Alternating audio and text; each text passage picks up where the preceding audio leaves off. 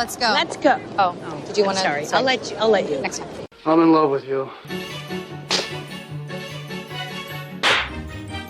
Snap out of it. I'll have what she's having. Too many guys think I'm a concept, or I complete them, or I'm gonna make them alive. I'm just a fucked up girl who's looking for my own peace of mind. Don't assign me yours. Caustic wit is my religion. I would make a great queen because I am so stubborn. I say when it comes to stardom and Lauren, there are no accidents. Hi, Karen Peterson. Hello, everybody, and welcome to Citizen Dame, the podcast where we might actually be kind of hopeful and maybe a little bit happy. Just a little, I don't know. I am Lauren Humphries-Brooks. With me, as always, is Karen Peterson. It is a really good day, isn't it? It is, it's a nice day. It's a nice day. Are you having a good day so far, Karen? I'm having a great week so far, Lauren. And not just because it's Leap Day, either. Absolutely. So yes, it is Leap Day, which means that this is a day that does not exist in many other years, so that's exciting. And I think let's just start right off, because of course the big story is obviously the Candyman trailer. No, we're gonna start with the major story that happened earlier this week. Harvey Weinstein is a convicted rapist. He is such a rapist, and we can say it, and he can't sue us. We can print it on t-shirts. We can have t-shirts that say, Harvey Weinstein is a rapist, and there is nothing he can do about it because fuck him. He was convicted in New York court. He was convicted on 2 counts, one of rape in the 3rd degree and criminal sex act in the 1st degree. So he was convicted on 2 of what are widely considered to be the more minor charges, but that he was facing. So he was not convicted of the rape of Annabelle Sciorra. And so there's a little bit of tempering of the feelings, but at the same time, the maximum sentence is 25 years for the 3rd degree rape. So this is like a major thing, especially given that we didn't even know if this was going to happen, if he was actually going to get convicted, and he was actually convicted, and he is going to have to face sentencing. He is probably going to have to face a good bit of jail time. He is right now, I believe, still in the hospital because he had a tough time with his conviction. He was very upset, and he had heart palpitations and a couple of other things, so they eventually took him to the hospital. Fuck him. I think the most surprising thing about that news is that there's a heart in there. Because I didn't know that existed, but yeah. Well, and wonderfully, he was remanded into custody, which means that, which means that he was not released on bail immediately or anything like that. So he is being punished, and he is going to have to face punishment. He is now in the infirmary at Rikers Island. So, of course, his lawyer is saying that he's going to appeal. He is also facing charges in Los Angeles. Which are moving ahead. So there are more things that are coming for Harvey Weinstein, and hopefully they are all going to be incredibly bad for him and very cathartic for us. Karen, how do you feel? How do you feel about Weinstein, who kind of, give the man credit, he helped to launch this podcast because we talked about him on the 3rd episode, and this became a major focus that we've been talking about for years now. So how do you feel? Oh my gosh, I'm feeling so good. It's crazy because, this really has been something that we never, back when we first talked about the allegations against him and all the women were coming forward to say what he had done to them, we didn't even think that he would ever be charged with anything criminally. Mm-hmm. And then he was. And then we were like, okay, yeah, but something's going to happen and he's not going to actually end up going to trial. And then he did. And we were like, yeah, but, they never convict rapists. It's 2%, I think, of rape cases end up in convictions. And it just didn't seem possible. And then he was convicted. And it's just, it feels like a miracle. It feels like this in a weird way, it feels like this reign of terror is really over. I mean, just a couple months ago, he was showing up to some young performers night thing in a club, and a girl who was mad about it was the one who got kicked out, not him. And the fact that now he's facing 29 years, because it's 25 for the one charge and 4 for the other. So he could end up in jail for the rest of his life. And that is so incredible. And it really does feel like everything that he built is crumbling down. And it's still just the start. There's still a lot of problems. This doesn't fix Hollywood.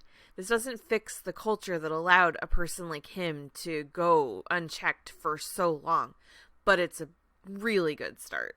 Yeah, it is very cathartic. I've been sort of trying to explain to some of my male friends, like, and most of them are very happy as well. Like, you know, I'm not saying that they're not, but to explain like that this is amazing. And one of the sad things is that we do consider it amazing.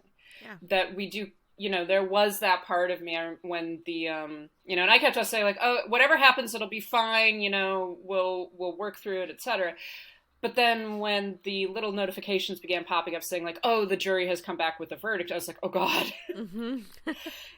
You know, and it was just, there was that moment of like, I'm going to have to steel myself for whatever happens. And the fact that they came back with some convictions is wonderful. And it is amazing how unexpected it was, given how public his crimes have been, given how broad in scope his crimes have been. But of course, there's a difference between what we know and what he's been accused of and what he can actually be charged with, and ultimately convicted by. So it is a wonderful thing. Yes, absolutely. This is not the end. This really is the beginning. And I know that there are a lot of people who are going like, this is a great victory for me too. And it's like, yes, it definitely is. But this is the start. This is where we're starting off at. This is something that needed to happen.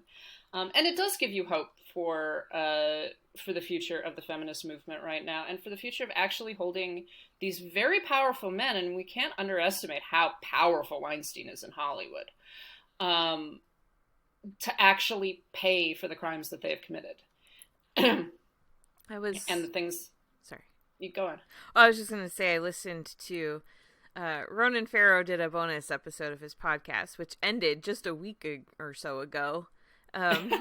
He's like, yeah, we're done. We've talked about it all. And then the verdict happened and a bunch of people begged him to do one more episode. And so he did. And it was just an hour-long conversation with Rose McGowan, who is the one who really started this all back in the 90s. She talked about this. She told people what he did to her, that he raped her at Sundance back in 97. And so, and that, the fact that she spoke up is what derailed her career, and it caused her to go down some really terrible paths.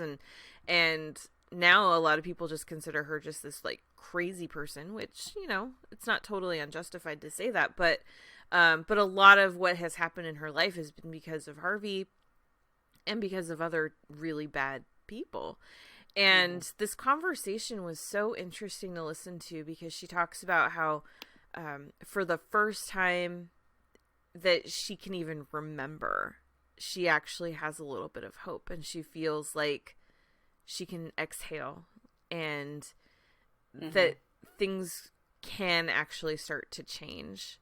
And it was just so, I don't know, there was just something soothing about listening to someone like her, who has been, like, so many people just have kind of written her off, and to hear someone like her talking about what this does and what she feels like now she can move forward with her life too. It felt really good to hear that.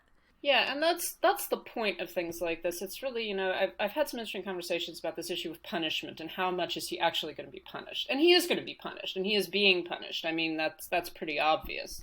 Even the whole process is punishing him.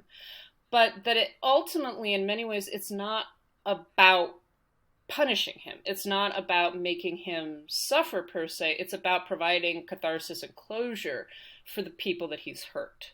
And that's really what's important. The victims are the important ones here. And to have these women who have done very brave things. You're saying Rose McGowan lost her career, essentially, because she spoke up. It has taken this long to actually bring this man to anything like resembling justice. I mean, just think about how much power he has had over the past 30 years, you know?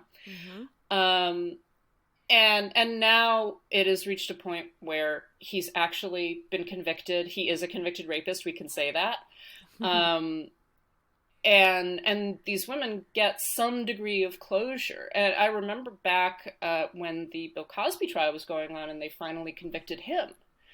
And there was all this talk just like, well, he doesn't think he did anything wrong, so you know, he's not going to really suffer. It's like, well, no, he's going to suffer, but that's not the point.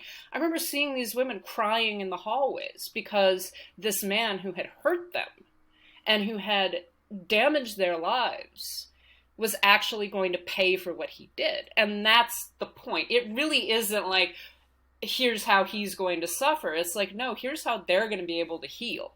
And that's what we need to focus on. These women are incredibly brave. They did an incredible thing.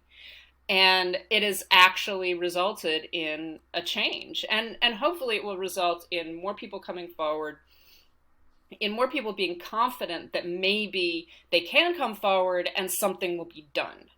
And also, hopefully, scare the shit out of a lot of really abusive men. Right. And also, scare the women who help them and empower the ones who are too afraid to stop them. Because I think you've got a lot of women and young men that are, you know, trying to build their own careers. And some of it is that they just don't give a shit. And so they're willing to just do whatever because they're like, who cares? These people are benefiting from it, so why should I worry about what happens to them? And then there's other people who are just really afraid. And, like, there's so many stories. If you read Ronan's book, Catch and Kill, or if you listen to his podcast, there's so many stories about women who worked for Harvey who tried to warn other women, but they couldn't just come right out and say it. And it's like, I hope that now that this has happened, that network will start to crumble and that people will stop protecting these men, and understand that it's not worth it. Yeah, it's that whole thing that, and we talked about this in terms of the kind of the launch of the Me Too movement and Time's Up and everything. That there always has existed at some level a whisper network among women, and that you often hear like, well, don't be alone in the room with him, don't be alone in the elevator with him, things like that. But the problem is, of course, is that it's women depending upon other women and a few good men to warn them, but not actually doing anything about it. Right? Saying like, oh yeah, he totally, like, he goes after young actresses. Just like, okay, that's illegal. Right. You're not supposed to be doing, like, that is an actual crime, right? But then everyone is like, well, just don't be alone with him. It's like, okay, well, what does that mean? Is he creepy, or is he a fucking rapist? Right. Well, and one of the problems is that sets up like, well, I told her, and so now if she's in those situations, now you're kind of setting it up where it's her fault because she was warned, and that's not fair, and it's not true. And actually, that just reminded me of something else that Rose was talking about, because she got into more details about what happened to her in 97, and not the specifics of the rape itself, but the fact that the whole reason she was there was because it was a breakfast meeting in the dining room. And what is unsafe about that? And their whole conversation through that whole breakfast was about movies. It was about the industry. It was about work. She had no reason to suspect anything was going to happen until it did. And she actually took a swipe at Donna Rotano, who's his attorney, who said, oh, I would never get raped because I'd never put myself in that situation. And she's like, have you never had a breakfast meeting, Donna? Because that's the situation I put myself in. Well, that's the thing. And of course, we've talked about the way that his defense kind of came out. And a lot of it really was kind of textbook in terms of using these arguments against women. Well, don't put yourself in that position. Don't dress that way. You got something out of it. What are you complaining about? All of that sort of rhetoric that gets going around in rape culture and around, particularly in Hollywood, where you do have things like having a breakfast meeting and you go to someone's hotel. That's normal, right? That isn't something that that automatically sends up a red flag that might in other industries. Right. And these women like her who are protecting powerful men, who are using their positions as women to shame other women and to almost have some kind of cred, right? To say like, well, I would never do such a thing. I would never put myself in a position for this to happen, right? So it's your own fault if you do. And you hear that kind of rhetoric constantly from both men and women. And it's like, that's not how it works. And we need to kill those notions. And hopefully this kind of a conviction will go at least some distance in beginning to kill those notions. Yeah. We can hope. But for now, I'm going to take this celebration for what it is. And, it really is a good day. And like you said before, the DA here in LA has confirmed that the trial, they are going to move forward. And that's going to be awesome. There's actually more charges that he's facing here in LA. And some of them are much more recent. And it looks like the case in LA is even stronger than the one in New York. And if they were able to get him on 2 counts in New York, it's just, I think other than when he comes to trial here, we've seen the last of Harvey Weinstein. He's going to rot. Yay. Fuck you, Harvey. You're a fucking right. rapist. Fuck off and go fucking die in prison. So it is very cathartic. There is very like, oh, yes.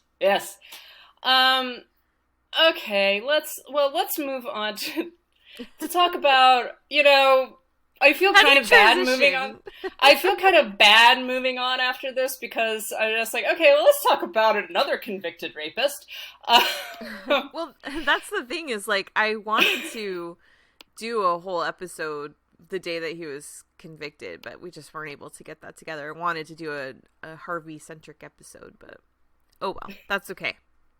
Well, actually, you know what? Let's talk about more badass women. Let's frame it like that because this isn't. I like it. This isn't about a convicted rapist. This is about some badass women who actually stood up and said this is bullshit. So yesterday, the French held their César Awards, which is hosted by the French Academy. It's kind of a big thing. It's the French Oscars. France. Yeah, there were all now Roman Polanski, who, as we know, is a convicted rapist, was nominated for Best Director for his feature J'accuse, and he won. At which point, a number of women, but most prominently Adèle Haenel and Céline Sciamma, who are the star and director of Portrait of a Lady on Fire, got up and walked out, and you can see in the video, there's no sound in the original video, but like Hanel's like throwing up her hands and obviously shouting something. I wish I could read lips and spoke better French. But she definitely said, fuck this. Well, and then there is video afterwards of both her and Sciamma walking out, and she's shouting, just like, oh yeah, hooray for the pedophile, hooray for the pedophile. Mm-hmm. So this was very loud and very angry, obviously, and this was in direct protest of Polanski winning Best Director. And it was also within the context of larger protests that were going on outside of the César Awards that were, again, about Polanski and about his convictions and everything. So, on the one hand, we're looking at, yet again, the French Academy is rewarding someone who is, I have my own things with Polanski, but he is a convicted rapist. There is absolutely no doubt about that.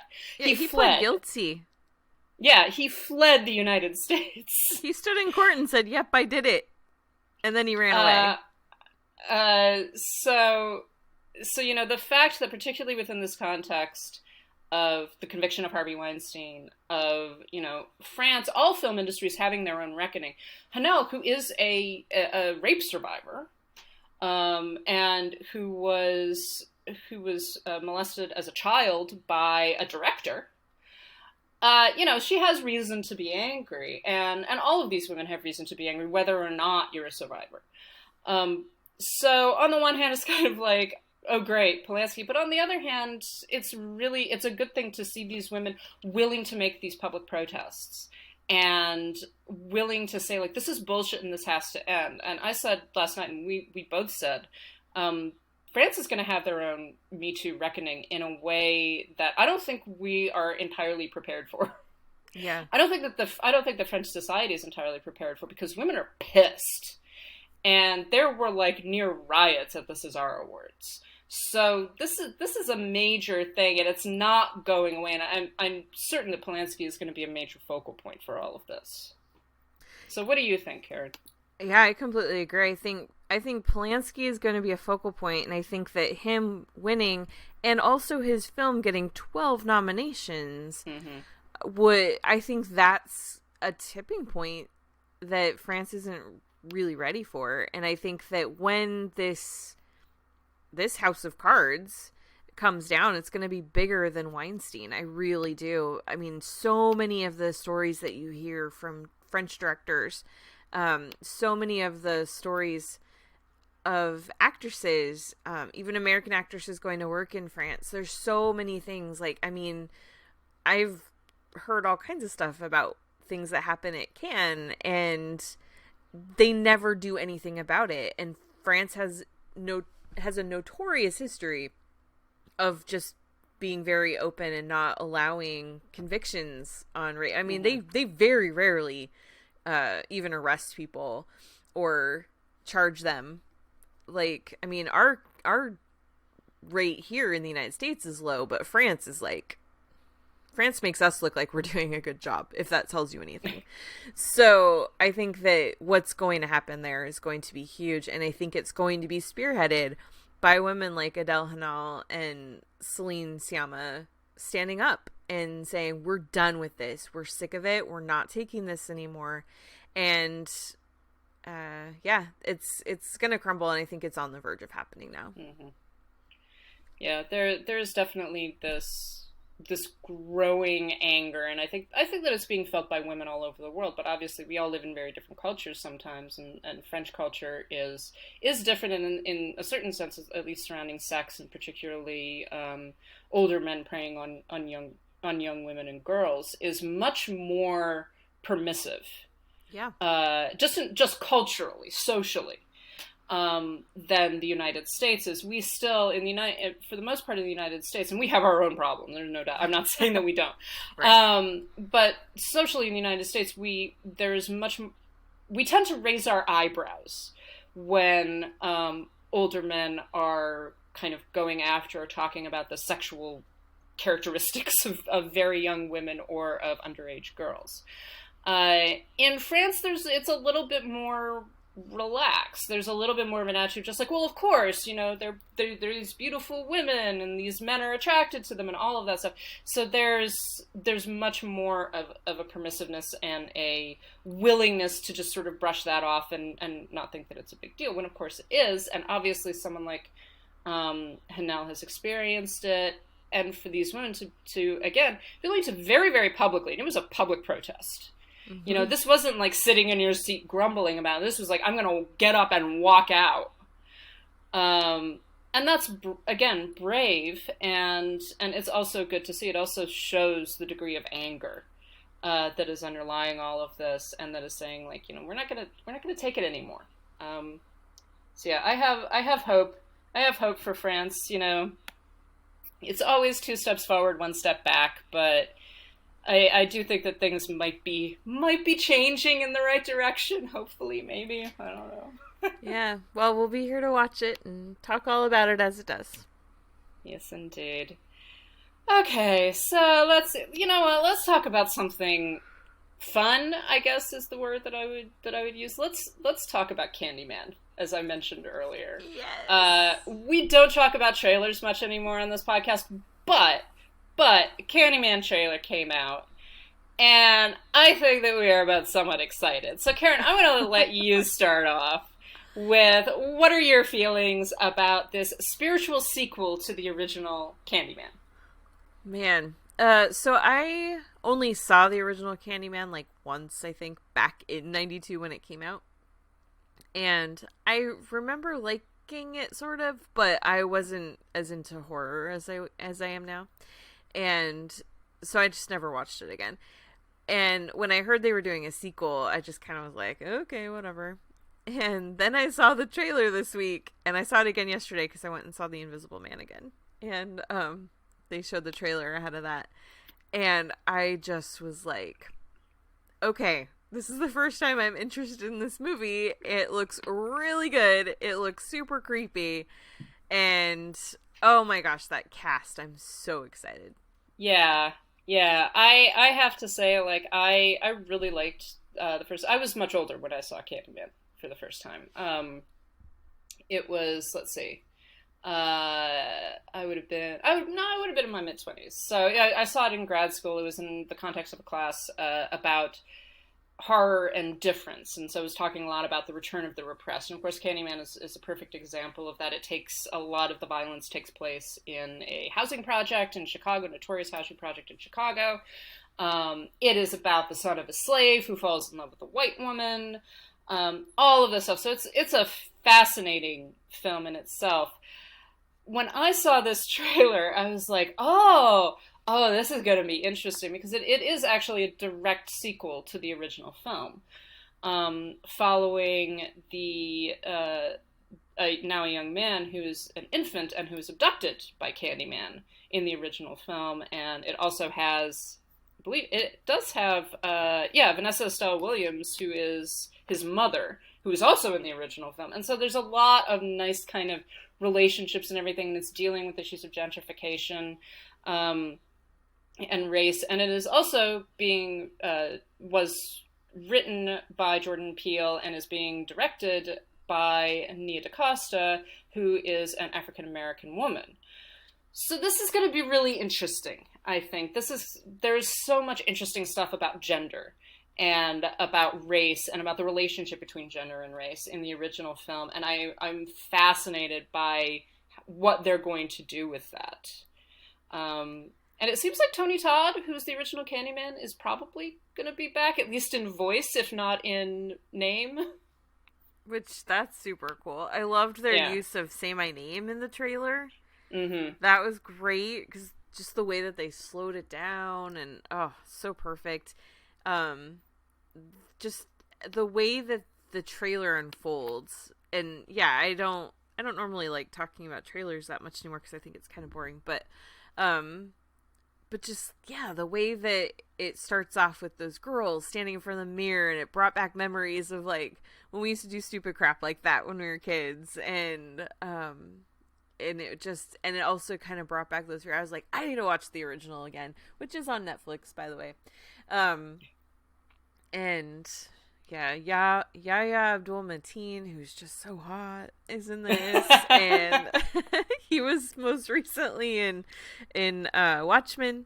Teyonah Parris is in it. I'm in. Yeah, it looks really good, and I have to say, I also rewatched the original, actually the day that the trailer came out, because I was like, I'm totally gonna watch this. It's been a while, and I was reminded of just like, Tony Todd when he first appears, and he's just like, be my victim. I'm like, all right, sure, yeah, awesome, sounds good. So,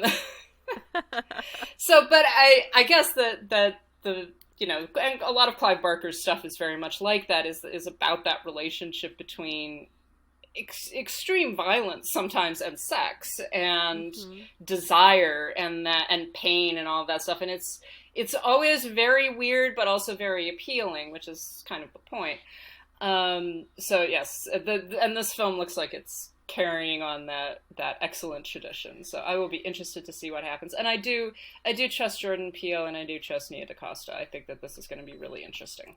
I never would have thought before Get Out that Jordan Peele would be such a gifted craftsman when it comes to horror movies. But yeah, with Get Out, Us, I think, had some problems, but it was still really effective when it focused on the horror side. And then now with this, I'm excited to just see the direction that his career is going. It's really cool. Yeah. I do think we want to be clear that he's not directing. Right, no, he's not, but that's... he's produced it, and yeah. And he wrote the script with DaCosta, so he's definitely involved with it, but I also think that there's this tendency, and we saw it on Twitter a little bit, that everyone's talking about Jordan Peele's Candyman. It's like, well, it's actually DaCosta's Candyman. Right, exactly, yeah. And she's done some really cool stuff, too. She did Little Woods, which I don't know if... I don't think a lot of people saw that. But she also did the new version of Sleeping with the Enemy, which wasn't that great, but still some really interesting things. Like, she has a really cool eye, and I like that. Yeah, absolutely.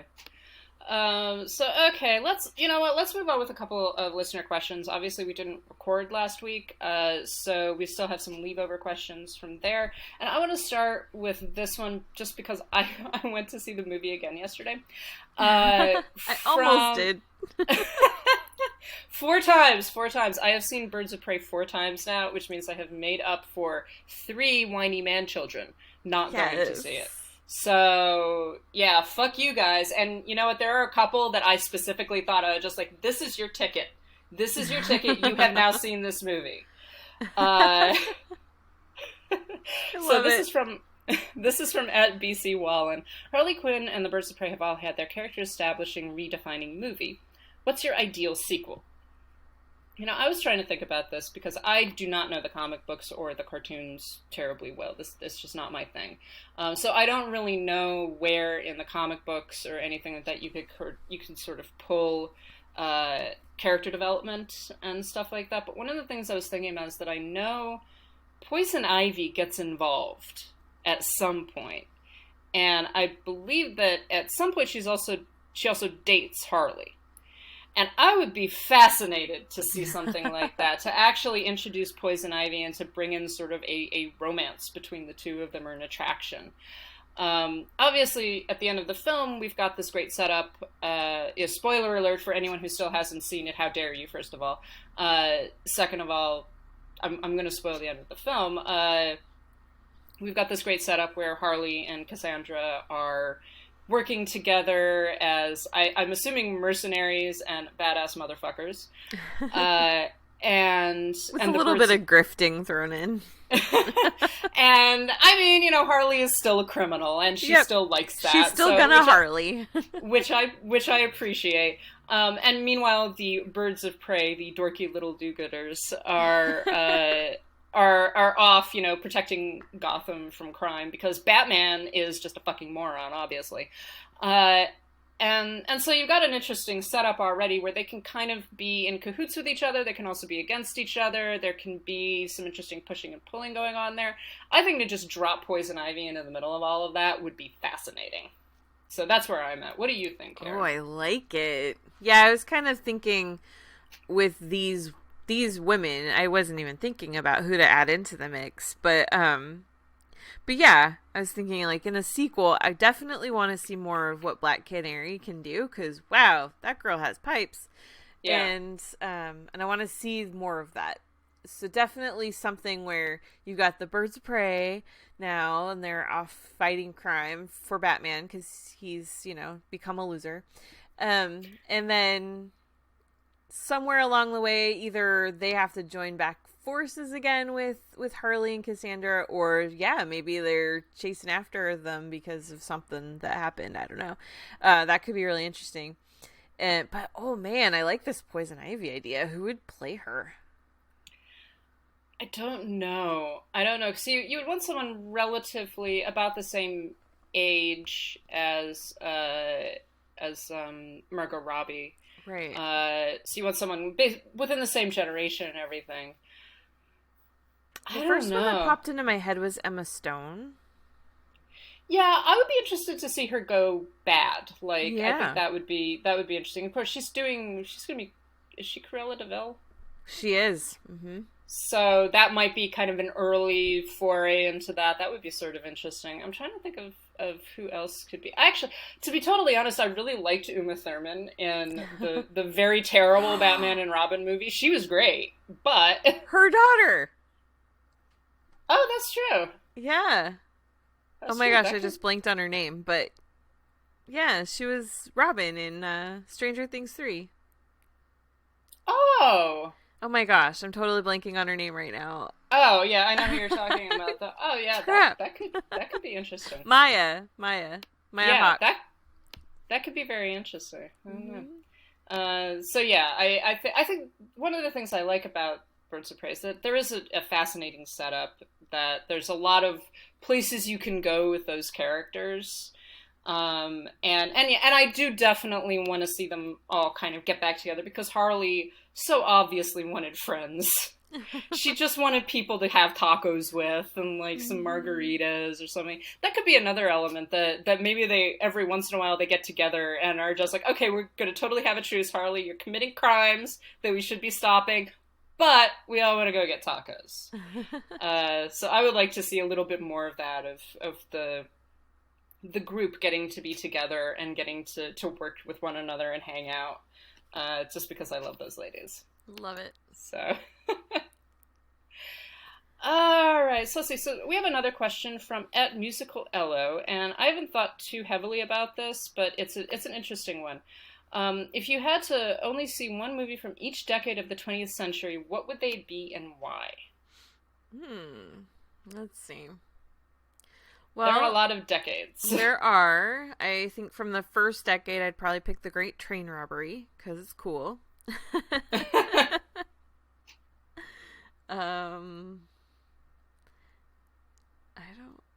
I don't even know. Like, I don't know where to start with that. That's a fun question.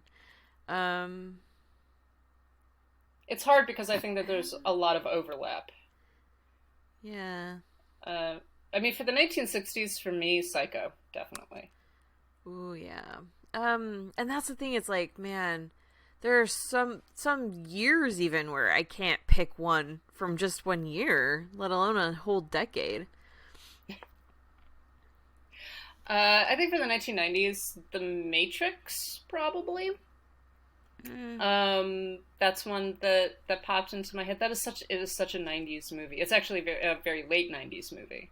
Yeah. But guys, like, if you ever rewatch The Matrix, it's very 90s. It's shockingly 90s. You're just like, oh wow, this was so groundbreaking. But also, oh my god. I think probably the 90s movie I've watched more than any other is Scream. That's a great 90s movie. Yeah, it really is.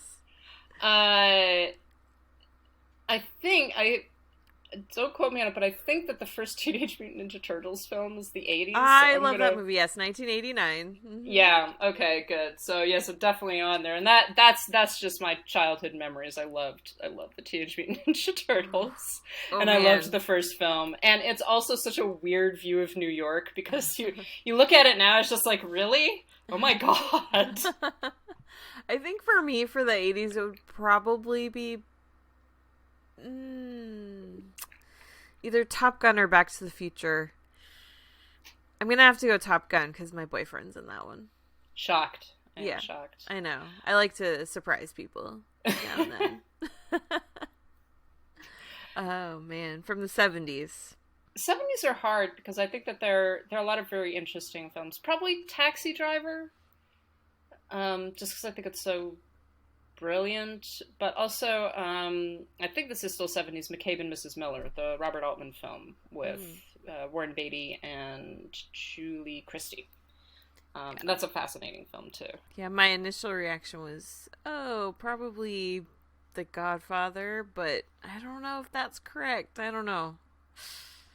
I mean, I know most people would expect me to say Star Wars, but I've seen that enough. I'm okay. I have it playing in my brain. It's fine. Jaws is great. American Graffiti is a lot of fun. I don't know.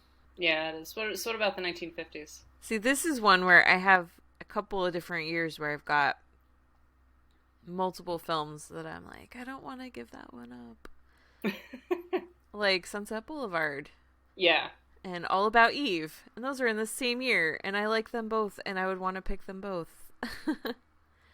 Oh, I have to say Rear Window, just because I have to remain on brand. I do love that movie. Diabolique, I love. That's from 55. Oh man, The Thing from Another World is great. Father of the Bride is great. Oh, there's just too many. Rebel Without a Cause. That was one of my very favorite movies for a very long time. House on Haunted Hill. I think I'm gonna go with Diabolique. That's a good one. That's a good one, definitely. So what are we down to? The 19 See, this is where you really get into trouble. The 1940s and the 1930s, there's so many good films, both outside of Hollywood and inside of Hollywood. I mean, this is like the heyday, really. I think for the 40s, I believe that His Girl Friday is 1940. Yes. So I'm gonna say that because that is a great film. I think I'm gonna go Casablanca. That was my grandpa's favorite movie, and I love that movie too. I know it's hard. Yeah. No, that's the thing. And I mean, for me, the 1930s, again, really easy. So I'm just going to go with Hitchcock the entire time. Okay. Lady Vanishes, 1938. Greatest film ever, pretty much. Obviously, superior film to all other films. Man, I'm going to go with The Bride of Frankenstein. Okay. Interesting. Gotta mix it up a little bit. I think we're down to the 1920s. And 1920s is actually very easy for me. Sunrise, A Song to Two Humans, the Murnau film from 1927. I have never seen that, and I need to. It's beautiful. It is such a gorgeous film. It's heartbreaking. It's wonderful. I will watch it. Yeah, I haven't seen too many from the 20s. I think I'm going to go with Metropolis. Okay, there you go. Just because I find that so fascinating. Probably my favorite one that I've seen from the 20s is probably The Kid. Oh, the Charlie Chaplin film? Yeah. Yeah. I might go with that one, actually. I like The Kid. All right. Well, thank you so much, Elodie. That was a wonderful question. And thank you also to BC Wallen, and thank everybody who sends us questions. It's always nice because we wind up having interesting discussions as a result. So let's see, what do we want to move on to? We've got a few more things, but we want to be certain that we're not running over time. Well, let's talk about Disney's launching their quote unquote first gay character. So according to a number of different sources, but according to Disney themselves, the Disney is going to feature their first gay character, I guess, in an animated film or something like that, in Onward, which is the Pixar film that is coming out very shortly, and which I have seen. Which you have seen. Okay, so you're and it is good. Yeah, I can talk about this because I know exactly who they're talking about, and I know exactly why this claim is stupid and bullshit. So the character is Officer Spectre, who's a Cyclops cop, voiced by Lena Waithe, and she shows up in this film and apparently mentions her girlfriend, and that Disney is counting this as, quote, their first gay character. However, I believe that didn't they try to claim that their first gay character was like, what's his name, LeFou in the remake of Beauty and the Beast? Yeah. And they keep on doing this. We're just like, yes, it's our first gay character, and it's things like, we're going to briefly mention the fact that she has a girlfriend. So right. Tell us, Karen, is this anything, or is this performative representation? Oh no, this is totally performative, and I didn't know about this claim until I saw the movie. And when I saw it, I was like, oh, they're going to try to give themselves credit for it. And seriously, like the next day, I saw an article, and I was like, yep, that checks out. So basically, this character is in one scene, has a few lines, and basically is talking to another character about step parenting, and that's when she brings up that her girlfriend has kids and it's a tough transition or something like that, and that's all it is. You never see this character before that or ever again afterwards, and I didn't even know her name until you just said it. So yeah, it really is just, oh, look at us, we're gonna just slip it in there and give ourselves credit for it. It's like when when what's his face, Anthony Russo, played that character in the self-help group or the group therapy session in Avengers Endgame, and he's talking about going on a date with a man, and it's like, okay, first of all, but you're a straight person playing this character, and second of all, it's one tiny scene in a movie from someone that we don't know and never see again. That doesn't count. You don't get to give yourself credit for diversifying your films when this is what you're calling diversity.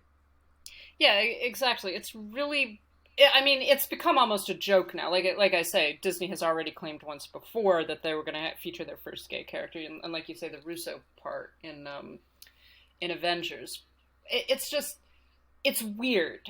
There's something that's just a little weird about it. And of course, a number of people have pointed out that these are characters and lines that can very easily be cut out of the film for foreign distribution to countries that are less tolerant of even discussion of gay people or, non-heterosexual people. And so, of course, this comes off as pandering. It's just like, oh, you're going to say, oh, aren't we great? Representation, everybody. It's just like, no, you're not. You're not actually. Having a gay character would be to have a character who is gay, who is involved in the rest of the plot, isn't just a one-off character that mentions having a boyfriend or a girlfriend. And I mean, several people referenced Paranorman, which is an animated film made by Leica years ago.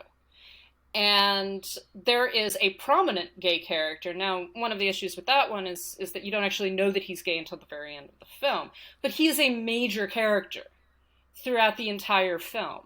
And there's a little bit of a joke at the end with him being gay, because he's this very big macho dude. But it's weird. I don't know. It's weird. It's weird to see Disney doing these kinds of things, and they're sort of clapping themselves on the back, being like, "Ah, yes, we have representation now." It's just like, I mean, no, not really. This isn't really representation. That's the thing. They're one of the biggest companies in the entire world. No, there's not a country on this planet you can go to where people haven't heard of anything Disney associated, And if they really were serious about giving voice to marginalized groups, to representing every facet of people, then they would be willing to say, you know what? All right, fine. This country's going to be mad about it. Then, okay, well, we're only going to be making like $2 or $3 million in that country anyway. We don't have to worry about going there. So that's the thing. It's like they need to be willing, if they really want to take the lead, if they really want to be a company that celebrates people and celebrates diversity, they need to be willing to not make some money in some places. Even in this country, there were people who won't go see. I remember when Finding Dory came out, which Finding Dory was terrible for a lot of reasons, but there was a joke Ellen DeGeneres made on her show that the whole thing starts because Mr. Ray goes away on vacation, and it's because he's doing gender correction. And people ran with that. It's not in the movie. It never actually happened in the movie, but people got pissed and refused to go see Finding Dory because of it here in this country. But it's like, okay, Disney doesn't need to worry about that. Every movie they make now makes $1 billion.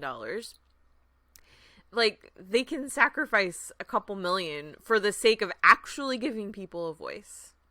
Yeah, exactly. It's very... It's cowardly. That's really what it comes down to, is that it's cowardly. And also, I think a lot of it is very much that it is pandering. They want to get the sort of plaudits for having representation without actually doing any of the work. Yeah. And there's, like you're saying, there's nothing stopping them from actually including gay characters. There's also nothing stopping them from not. Like, the problem is these little feints towards representation, in a certain sense, are almost more offensive than lack of representation, because it's like, oh, here's like a little thing that you could be like, aha, yes, it's a gay cop. It's like, that doesn't count. That's just you trying to win brownie points for this. Exactly. It's exhausting. Disney, do better, for God's sake. Like, stop. Like, get your head out of your own asses. Well, and this is also coming along at the same time that they have cut the major, and who's usually referred to as a major bisexual character, out of Mulan, the live action version of Mulan, because they're worried about the directors apparently think that if Chang has a thing from Mulan, that it's coercion because he's a superior officer or something like that. It's very confusing, and I'm not certain what they thought was happening, except that men still don't understand the concept of consent and coercion, or what that looks like. Yeah, kind of frightening, isn't it? So, okay, let's move on to some very quick little review discussions. I wanted to say something about Farmageddon, the Shaun the Sheep movie, because it's amazing, and it's adorable, and it's the cutest thing in the world, and you can watch it on Netflix right now. It did not get, I don't think it got even a feint at a theatrical release in the United States, but it is directed by Will Betcher and Richard Felon, and it is a standalone sequel to the original Shaun the Sheep movie, which if you have not seen, you are missing out, and it will actually, like, cure your soul, basically. This one is about Shaun the Sheep, who is a troublemaking little sheep who lives on a farm with his flock and his farmer and a guard dog, Bitzer. And he keeps on getting himself into trouble, and he eventually meets a little alien who has crash landed in the woods nearby, and he has to try to help the alien get home. And that's the plot. So it's definitely a kid's movie. It is also fucking adorable. And there's no dialogue. Yet again, Shaun the Sheep, the original Shaun the Sheep film there's no human dialogue. Everybody makes noises. There are baas, and the human beings make sort of Peanuts-like noises. But there is no actual conversation. And you've got the same thing here. It's really a wonderful, adorable film. Did you have any thoughts about this, Karen? I know that I love these sorts of movies because I love them, but I don't know if you got a chance to see it or what you thought. Oh, I did not get a chance to see it. I'm so sorry, but I want to. I love the original movie, and I love these animators and the style. I think most of the movies they've done have been really great, so I know. I'll watch it. I will. Shame. Yes, it's adorable. It is on Netflix right now, so it's like an hour-and-a-half film. It is totally cute, and it really will just calm you down and make you happy, make you feel hopeful about the world. Karen, did you want to give us a very quick rundown of what you thought of The Invisible Man, which is not a happy movie? Well, it depends on how you look at things, but no, it's not a happy movie, but it's one of those, like, yes, this is what horror movies should be. And I'm not going to get into a lot of details because we're going to actually do a full review next week after Lauren's had a chance to see it, but I think there are definitely a couple of things that I wish I'd done differently, especially after I saw it a second time. Some things really stood out as like, oh, why did they have to do that? That was kind of dumb. But I think Leigh Whannell really understands how to create tension in a very effective way. The way that they use sound in this movie, the way that they use the score, it's so effective. And as a horror movie, as a reintroduction of a universal monster, I think it's really great and a lot of fun. And yeah, I think that a great double feature would be Birds of Prey and The Invisible Man.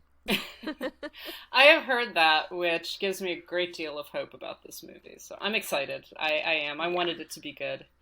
And it sounds like Moss is great. That doesn't surprise me at all. Awesome. Well, okay, so we will talk more about The Invisible Man next week after I've had a chance to see it, and we may even do some spoilers if we feel like it, so, pay attention to that. So that's going to close us out for this week. I do just want to give a shout out to our patrons, who are wonderful and happy people who give us money and keep the lights on, keep us supported, keep us hosted. So thank you so much to Adriana, Crooked Table Podcast, Michael, James, Kathleen, Carriata, Mason, Matthew, Monty, Nanina, Nicole, Robert, Sharon, Steve, Tao, and Will. Thank you guys for continuing to support us. If you would like to support us and you have not yet done so, we do have a Patreon at patreon.com/citizendame. If you want to get in touch with us, we are, of course, always on Twitter at Citizen Dame Pod and Instagram at Citizen Dame Pod. We are still on Facebook, I think, facebook.com/Citizen Dame. You can send us an email with your comments, questions, games, etc. That's citizendamepod@gmail.com. Of course, go to our website, citizendamepod.com. I believe that Karen is going to have her Invisible Man review up.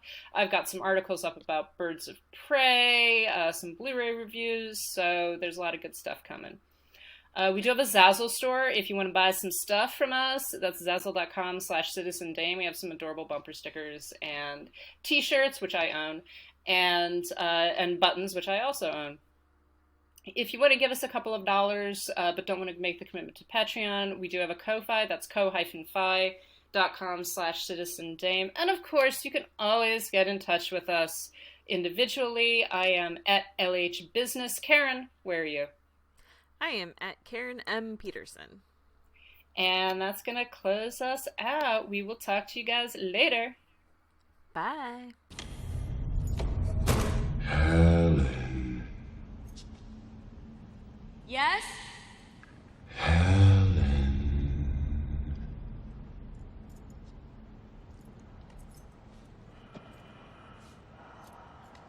Who is that? I came for you. Do I know you? No. But you doubted me. I'm sorry, I have to go. No need to leave yet. But I'm late. You are not content with the stories, so I was obliged to come.